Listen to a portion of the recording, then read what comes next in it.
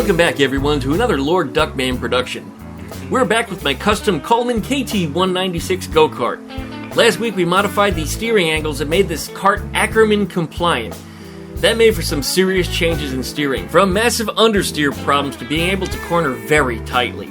Today we're going to take this kart back to David's private racetrack again to compare this modified kart against the stock one to see if any of my fixes are all in my head or if they really work.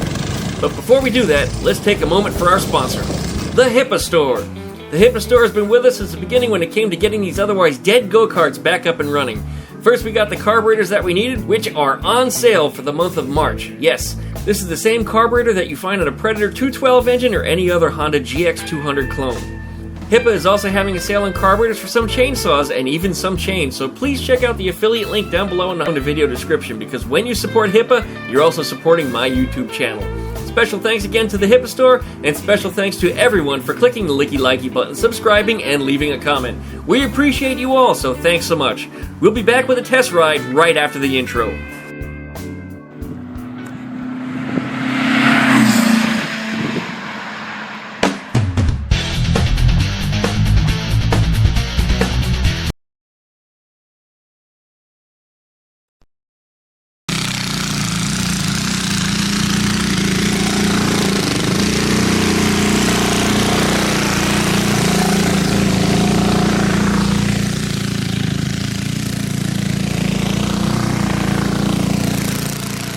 What's really funny to me is just how slow this thing looks from outside view, but when you're sitting behind that wheel, this thing's really moving, and it likes to slide all over the place. Quite a surprise, and it's just a huge difference, but I just can't wait for that engine upgrade. That's coming soon, guys.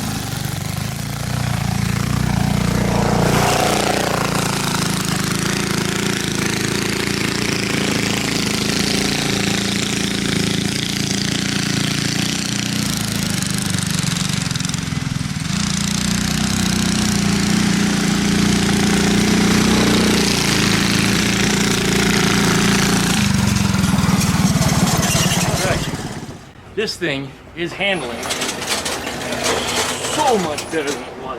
It's just a night and day difference from where it was. So we're running over to David's house to go take a trip around his track. His track is really just a driveway around his house. And yeah, when it's late at night, the landlord's not around, of course, so we tear things up only to put it back together so that way all the rocks are back in place and everything is operating again as it was supposed to be. And that sun is extremely bright. Wow. All right, well, we're gonna tie this thing down on his trailer, and we're gonna run ourselves up to Cantonment to see Ranchero 302 Me and run around his track. And I'm excited, I'm really excited.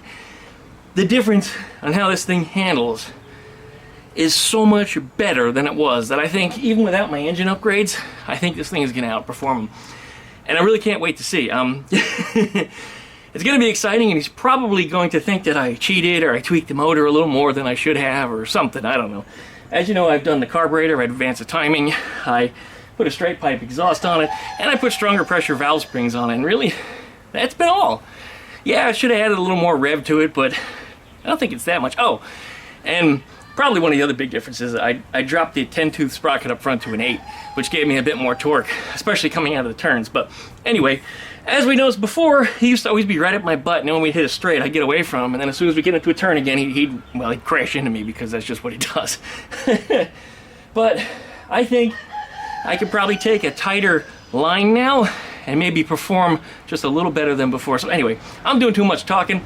By the time we get over there, it's probably going to be dark. The sun is setting right now, and it's just bright as hell at the low angle that it's at. But we're going to have some fun tonight, and you guys are going to see it on video, and there's probably going to be a bit of narration over it, because I'm going to explain what you're looking at and why you're seeing what you got. It's kind of hard to capture the entire track all at once, because we don't have that many cameramen.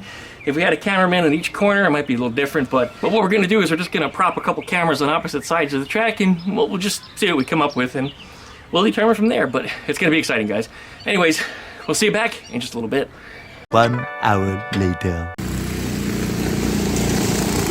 You'll notice right here on our very first turn that I immediately took the inside in the tight path, and that's because this steering correction that I did to this made a huge difference. You'll see David's cart just can't make as tight of a turn, and he's having a lot of trouble keeping up. And this is just the first turn. You're going to see a lot more of this coming up.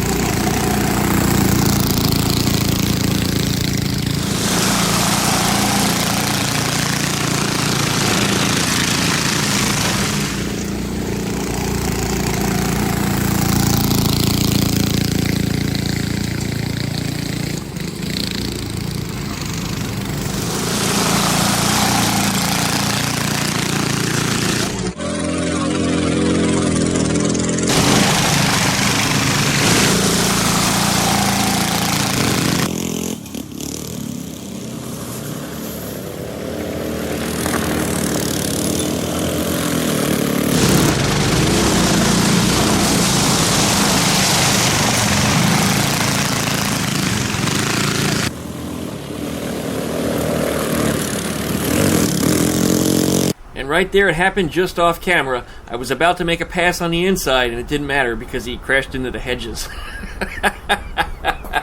So success! After about 4 laps, I managed to lap him. But why did he hit the hedges on the outside? One word would be understeer. A problem that I no longer have since I corrected the Ackermann angles of my steering, which is why I can turn so much tighter with this thing. It's amazing.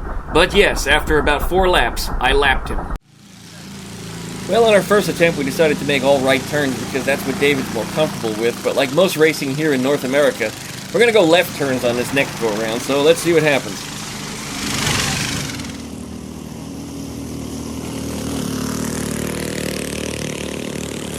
There's that understeer again. Let him go, super wide.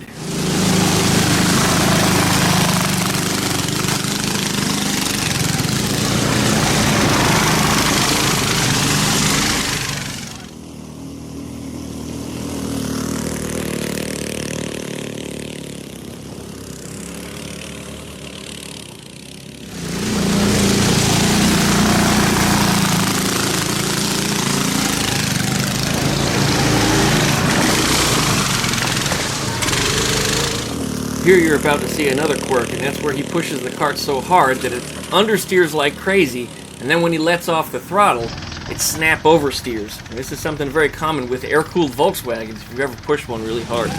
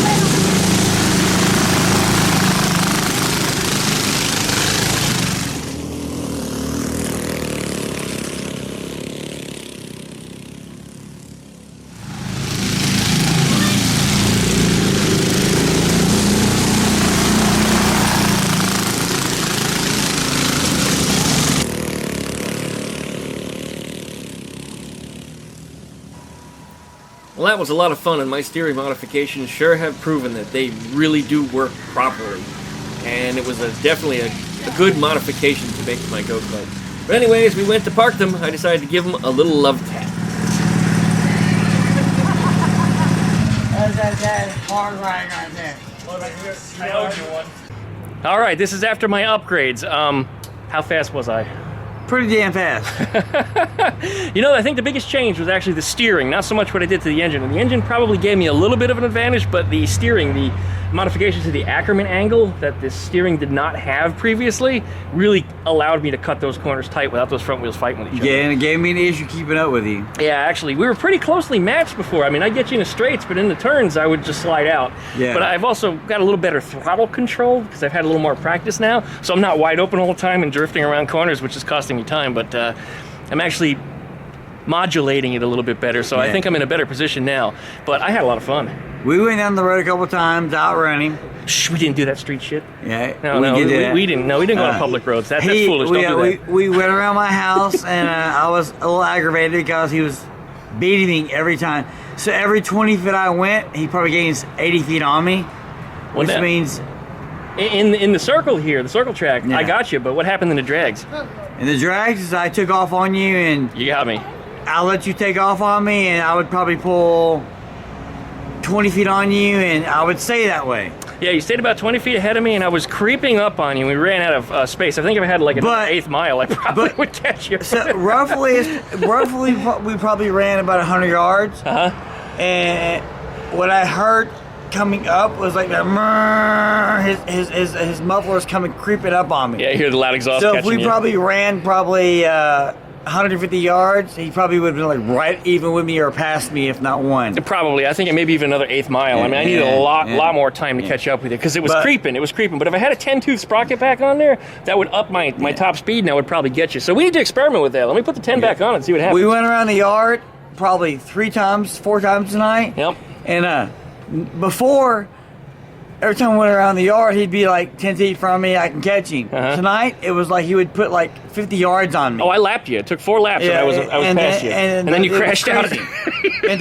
But I went to my idiotic, stupid driving is what I do. And, well, I cut corners and I revved things and I twisted things and, well, after hitting 2 bushes, he didn't get ahead of me. We're going to have to look at those bushes in the morning. But we got to cut it for time because the camera's about to run out of SD card space. Do you have any final thoughts?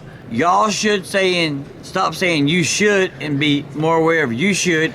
And stop telling Glenn he should do things and just you should do it on your own. Nice. I mean, you're wearing your tail the wrong way. If you think you can't do it, go watch Glenn's videos, and then you should probably figure out how to do it yourself. Well, I'll say one thing for sure. If you have a go-kart, you need to correct that Ackermann angle. I mean, I think my steering is really what gave me the advantage this time because I can turn so tight without drifting all over the place. That's what she said. And then at this point, I'm the one that wrecked Glenn's go-kart into his car. Yeah, you're the crash master. I'm the crash bandicoot. Crash Bandicoot. Bandicoot. Yeah, Bandicoot is a trademark. Only you can be lucky to have friends like I have. If you don't have them, then you should find them. And speaking of that, I'm done. I got good practice at this. Well, let's show the damage that we got going on here with your go-kart. I think your wife's ball joints are loose.